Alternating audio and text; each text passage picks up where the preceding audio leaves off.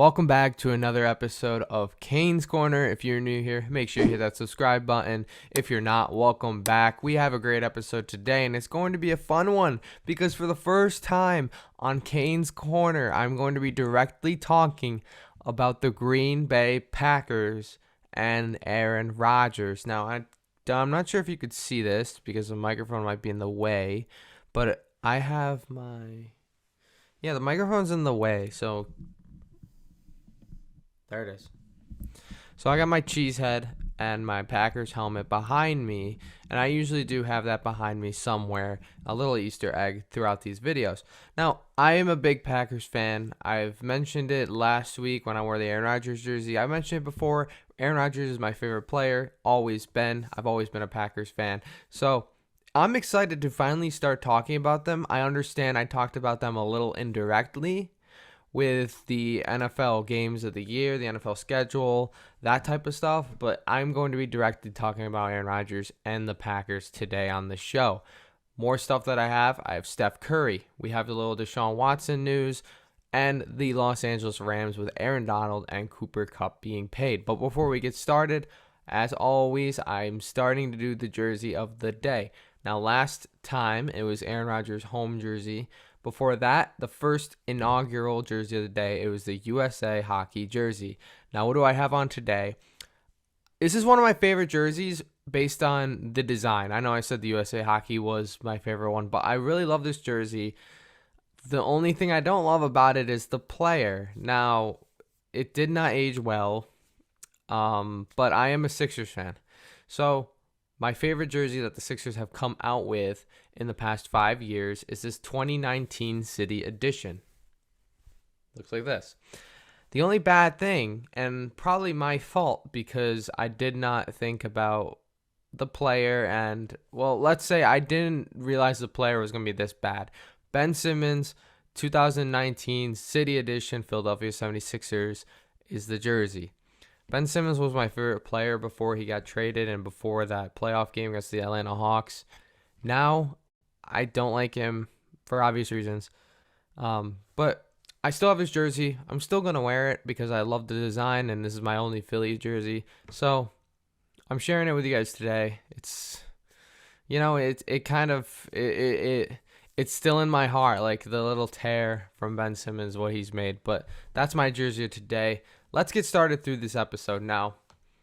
The Boston Celtics and the Golden State Warriors are now 3 games deep, and the series is 2-1 Boston. I'm recording the day after the Boston Game 3 game where the Celtics won.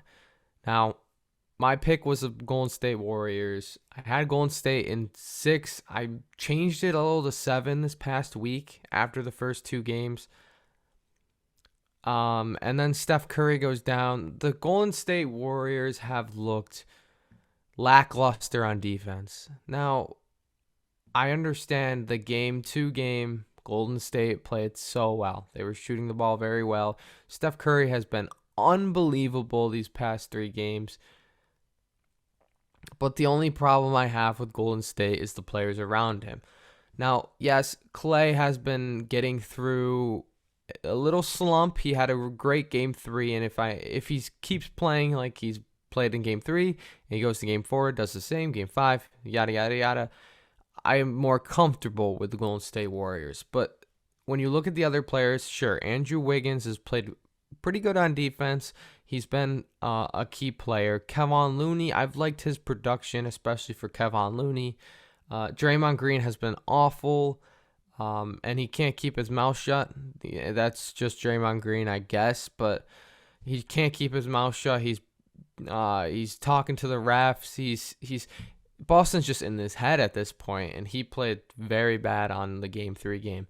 And then Jordan Poole. I am a Jordan Poole. Like, I like you, Jordan Poole. Like, you're a great player when you play great. Like, watching you play and watching you get better has been tremendous. But you have just been awful these past couple games, not Game 2, but these past couple games and last series. Jordan Poole, it needs to do more on defense, and I get he's a very young player, but still, we need more. They need more out of Jordan Poole. The Golden State Warriors are going to need more out of those role players to win these games. Now we look at Game 3. Steph Curry, fourth quarter, I believe. Steph Curry tussling with the ball, tussling with Al Horford when Horford falls on his left leg? I think it was left leg. Don't count me on that. Falls on his left leg. Steph Curry is down in pain. Curry ended up leaving that game. He played a little, but he ended up leaving that game. And, I mean, according to everything that I'm reading right now on Thursday, June 9th, everything I'm reading is that he doesn't need an MRI ahead of Game 4, and they're very hopeful about whether he will play or not. I think he plays. Like, it's Steph Curry. You know how big of a game this is. This is kind of a do-or-die game, in my opinion, because you don't want Boston to go up 3-1. Only team to blow a 3-1 lead is the Golden State Warriors, and they did that against LeBron. But you don't want Boston to go up 3-1. So this is kind of a do-or-die game. I think Steph will play, but the question is how Steph will perform. Now, we saw this past season, same teams, but Marcus Smart fell on Steph Curry's foot, ankle, whatever it was. That was a dirty play in my opinion. Just looking at it, I thought it was a dirty play, and knowing it's Marcus Smart, I'm not surprised. But this past play, last night, Al Horford, that wasn't a dirty play. I don't really think Al Horford would do something like that. I don't think Al Horford is the type of guy to fall on a player's leg in order to take him out. That was not a dirty play. But the implications that is going to cause for the Golden State Warriors are huge. If you get a 90% Steph Curry, I think Boston will win this series. If you get an 80% Steph Curry, Boston will dominate this series, and so on. So Steph Curry needs to go out there and he needs to play like Steph Curry does. If he doesn't, I'm very worried about the Warriors. I'm very worried about the team that I picked to win the NBA Finals 4 weeks ago. If Curry goes out there and he is 100%, or at least close to 100%, 97%, let's say, and he is shooting those shots and he is coming, he's making a comeback for the Golden State Warriors, I'm more comfortable with that as long as the role players, the Klay Thompsons of the team, the Draymond Greens of the team, the Jordan Pooles of the team, the Otto Porters, the Gary Paytons, the so on, as long as they're playing well, I'm comfortable with the Warriors. But I think that is a big if. And I'm continuously getting nervous and more nervous about my pick. Now here's how I think the series will play out. I think Game 4, it's a do-or-die game. Steph plays. I think the Golden State Warriors win. I don't trust Boston with their turnovers. I think Boston's a better team. Don't get me wrong. They're a better team. But they tend to they tend to turn the ball over way too much. They tend to not hold leads. And they tend to let teams come back on them. They can't make adjustments. That's what I like about the advantage the Warriors will have. So I think Game 4, the Warriors will get on a better start, and they will take over in the third quarter. It'll be a close game. Game 5, that's the key game. Now, Game 5, as long as Curry's okay, as long as Curry is fine, he's, like I said, 95% and above, I think Golden State will take Game 5. You're going back to the Chase Center. Golden State's lost one game, I'm pretty sure, there this whole playoffs, and that was to the Boston Celtics. Give me the Warriors with that one. I think the Warriors are going to they're going to be better making adjustments. They're going to be better at home, and they're going to play similar to Game 2, but Boston's not going to let them defeat them by that much. I think it will be a rather close game, but I'll take the Warriors with that, especially at home. Now they go back to Game 6. That Game 6 is in Boston. Boston's finally down a series, and I think they'll win it. Boston will win at home. And I will say, I do believe that this series will go to Game 7, and I hope it goes to a Game 7 for my entertainment. Now, who wins that Game 7? I have no clue, to be honest. That's my full honesty. I have no clue, but I'm going to side with the Golden State Warriors. Aside from being home, what I love about the Warriors is Steve Kerr. I believe he's better than Ime Udoka. Sorry, I love Udoka, what he's been doing, but I think he's better than Udoka. Steph Curry, if he's shooting the ball fine and he's playing fine, it'll be his game to win. Klay Thompson, I believe, will have a better game than Game 2 and Game 1 moving forward after that Game 3. I believe he shot himself out of that slump. I could be totally wrong, but I believe he shot himself out of that slump. Draymond Green, I believe he will pick it up because he has to. Draymond knows the stakes, and the stakes are high. As long as he doesn't foul out or get teed up, which I understand that is a high percentage at this point. As long as he doesn't do that, I think this is a good game for the Warriors heading into Game 7. Jaysom Tatum, great player, but he's kind of been hasn't been that great this NBA Finals. Jaylen Brown is the person to worry about, and I think if Steve Kerr can make these adjustments, put a good defender on Jaylen Brown that's not Klay Thompson, and maybe force him to go left or force him, to take a jumper, I think Golden State can win this series. Listen, I understand that probably the world is siding with Boston after these past 3 games. I'm sticking with the Golden State Warriors more because I want to stick with what I thought would be rather than switch up at the last minute. This series is closer than people think. I don't think Boston has total control of the series. I think anyone can win it right now, currently, and it's going to be one to grab your popcorn, to grab your soda, to grab your whatever drink you want, and watch the NBA Finals. I'm looking forward to it. We got Game 4 tonight as you're watching this on Friday, June 10th. And then moving forward, we have great games. But listen, I'm sure I will be talking more about the NBA Finals. I'm sure I'll be tweeting out more about the NBA Finals. Make sure you follow that. Make sure you follow the Instagram at KANE'S Korner Sports. My Twitter is MattyKane105. Make sure you follow along because I'm sure you're going to get updated information as the series goes by. Now, heading into different news, I haven't really done a topic like this one. Deshaun Watson, very awful news that came out a couple days ago. News that Deshaun Watson, the Cleveland Browns quarterback, the former Houston Texan, booked massage appointments with at least 66 different women in over the past 17 months dating back from fall 2019. It's awful because we know so far, I believe 24 women have came out and against Deshaun. But we're talking about almost 3 times as many women he met with. Now that is a possibility of 66 different women that he has had inappropriate behavior with, sexual misconduct, at least, because I don't know all the information about it, if it was exactly every woman that he'd done it with, but still, that is a high number and that is way too much. I take back on every prediction that I had with Deshaun Watson.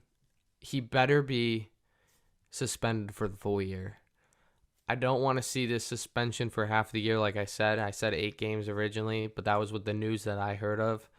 Now, after reading this, hearing about it, and hearing the comments from his team, his lawyers, it's just sickening. And I think that Deshaun Watson has to pay for this. And I think a suspension of a year and maybe even more is good enough. I think if it's less than a year, then the NFL did something wrong and they're trying to keep him. But the worst part on this is probably the Browns organization. They took the risk. They made the jump. They signed him for that much money. But it's looking to be an awful signing, and it's looking to shoot themselves in the foot because now their backup quarterback is a guy who doesn't even want to play for the organization, and that his backup is Jacoby Brissett. There's a lot of different comments. There's a lot of different thoughts that I have, but I think the ending thought of this whole thing is Deshaun Watson is an awful human being if he did these things, and he needs to have some type of suspension out, and the NFL needs to respond rather soon instead of letting this linger. Baker Mayfield, this is my message to you. You resolve your ties. You resolve the bridges that you burned with the Cleveland Browns, and you go out there and you play your heart out this year, at least for prior to the trade deadline, because if Watson's not playing, the Browns are not going to be a good team. I don't think so, and maybe with Baker, they'd win 1 or 2 more games. But Baker Mayfield, go out there, play your heart out before the trade deadline, get your stock up, and then the Browns can trade you, and you could go play starting quarterback somewhere else. Because I don't think you're going to be a starter anywhere else unless the Seattle Seahawks are interested in you, which I have no clue about anymore. Baker is better than a lot of quarterbacks in the league, but he's not going to go anywhere, mostly because his contract and because personally what I think his attitude. Baker's got to resolve this, and I think if he plays and he goes out, he can make a better name for himself and maybe get a better reputation and can play longer in the NFL. But he can do whatever he wants. If he keeps sitting and pouting, then I think he will soon be off an NFL roster and maybe a backup pretty soon. But while this news unfolds, we'll be making more comments, more opinions based on the Cleveland Browns, Deshaun Watson, and Baker Mayfield. In happier news, especially for me, Aaron Rodgers came out ever since being back for the mandatory camp, came out and said that he is, quote, definitely retiring with the Green Bay Packers. Now, whether this is true or not, it defeats all of the nightmares that Green Bay Packers fans have had, even me. I can go through different dreams that I had, and one of them that I can remember is he was traded to the San Francisco 49ers for Jimmy Garoppolo. Now, it was kind of switched. Jimmy Garoppolo was a Packers quarterback, and Aaron Rodgers was a 49ers quarterback. And what the 49ers were able to do was much more than the Packers would do with Jimmy Garoppolo. Those were the nightmares that personally I was having about Aaron Rodgers, but I'm so ecstatic and so happy to see that he was going to finish his career as a Green Bay Packer. Now, that just raises the question, when is he going to end his career? He's mulled retirement for the past 2 off seasons. And as a sign to me, I think that he's close to the end of his career. I wouldn't be shocked at all if Tom Brady retires after Aaron Rodgers. Now, personally, what I think will happen, I think Aaron will go out this year, and I think the Packers will, like I said, have the NFC North locked up. I understand that the Vikings maybe got a little better. The Bears are just trashed. We don't even need to talk about the Bears. But the Detroit Lions, personally, I think, improved the most out of every team. I still think the Packers have that locked. And I think, Aaron will be back into the playoffs next year, no matter what. I get losing Devontae Adams was awful. It was awful. It was sickening. And I still think about it. And I'm like, man. But the Packers still have one of the best quarterbacks in the league. They still have a good defense, especially getting back Rasul Douglas, Devondre Campbell, 2 guys who shined last year in that defense. And they have Alan Lazard, who I believe will have a much better year this year. I believe he will be a wide receiver number 1 come to the end of the season. Christian Watson's a young stud, young physical guy. Randall Cobb is going to get hurt. I know it. But Sammy Watkins, I'm not sure about that. But still, I think Aaron Rodgers will be back into the playoffs this year, and I don't think he will go into retirement until he feels like he can't have a playoff team. And I think that'll be 2 years from now. I'm not saying the Packers won't be in the playoffs, because I think they'll be in the playoffs. I have to think they'll be in the playoffs. I'm a Packers fan. But if he goes out, he has 3 years left on his contract. I don't think he plays it out. And as much as I hate to say it, I think he'll be done not this year, but 2 years from now. I think Aaron Rodgers will hang it up. He's starting to find interests outside of football, which is amazing. I think every athlete should have something outside of their sport. but I think his years and his time is going to start winding down as we get through this season and next. But a team that has a future that is so bright in LA is the Los Angeles Rams. News that came out, they got Aaron Donald back on a new contract, extended, pretty much paying him like a quarterback. And then Cooper Kupp after his historic season, 3 years worth up to $80 million. This is fantastic. If you're a Rams fan, you are looking at the brightest team, the brightest future a team can ask for. Rams sit at a salary cap. I know everyone must be wondering this. Rams sit at a salary cap of $9 million left, $9.7 million left. Probably backloading their contracts. Think about it. They extended. It's wild because the Rams are Les Snead, the GM of the Rams, is the Oprah Winfrey of the league. You get a contract. You get a contract. You get a contract. You get a contract. I mean, we're talking about Matt Stafford, Allen Robinson, Cooper Kupp, Aaron Donald, probably missing more players that got a new contract this year. It's so crazy to think that they still have $9 million left. And where I think they're going to go with that $9 million is Odell Beckham Jr. Odell still has ties with Sean McVay. He went to his wedding. He actually crashed the wedding, which McVay loved. I think Odell will be a Los Angeles Ram. I'm not sure his contract, what it will be. It'll probably be a little under what he's worth, but still, you're going to be in LA. A guy that's going to flourish in LA is an Odell Beckham Jr. It's not a Jarvis Landry. It's not a Julio Jones. It's an Odell Beckham Jr. He has that mentality. He has the LA personality. He's all about the LA culture. I think that makes such a good fit, and I think he will take a pay cut to be with the Rams this year. Now, what type of contract are we looking at? Maybe a 1-year deal, maybe a 2-year deal. I can't see them locking up. I can't see them affording to lock him up for 3-4 years, and that's going to be the type of thing because he's coming off a torn ACL. He's not going to play through a majority of the year. You don't know how he's going to play. So I think locking him up for 1 year, 2 years will be the start of the dynasty. I think the Rams are going to be a new dynasty, and that pains me to say because my team's in the NFC North. I still think the Buccaneers are going to win the NFC this year, but I wouldn't be shocked if the lights are shining in LA 2 years from now, 3 years from now. As long as Matthew Stafford is a quarterback, and maybe if they get a bridge guy that is good enough, he could continue that dynasty. And if it's not a dynasty, it'll be like a Green Bay Packers where they went from Brett Favre playing good with Brett Favre into a bridge year, missed the playoffs, and they go in with Aaron Rodgers and they're still really good. I mean, they missed the playoffs 3 times since Aaron Rodgers has taken over, including his first year. I think LA can do something like that with a tremendous head coach, with a GM that's not afraid to spend money, not afraid to be that Oprah Winfrey guy.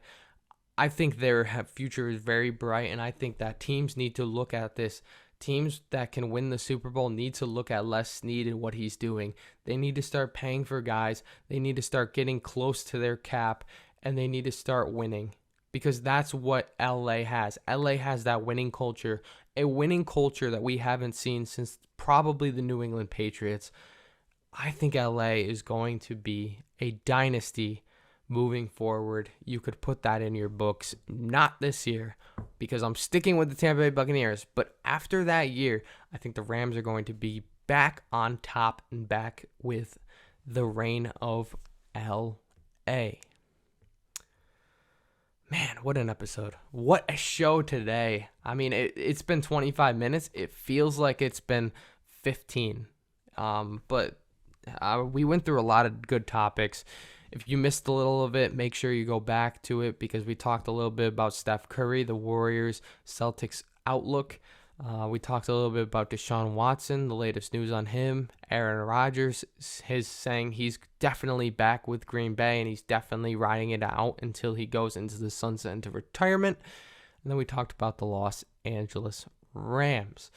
Make sure you hit the subscribe button. Make sure you follow me on Instagram, Kane's Korner Sports. Make sure you follow me on Twitter, Matty Kane 105. Also my Instagram if you want to go follow that too. We are heading into, once the playoffs are done, we're going to be heading into an off season where we are going to be talking more football, more NBA draft, and some NHL, maybe a sprinkle of golf, a sprinkle of soccer, and a sprinkle of baseball here and there. We'll see you next time.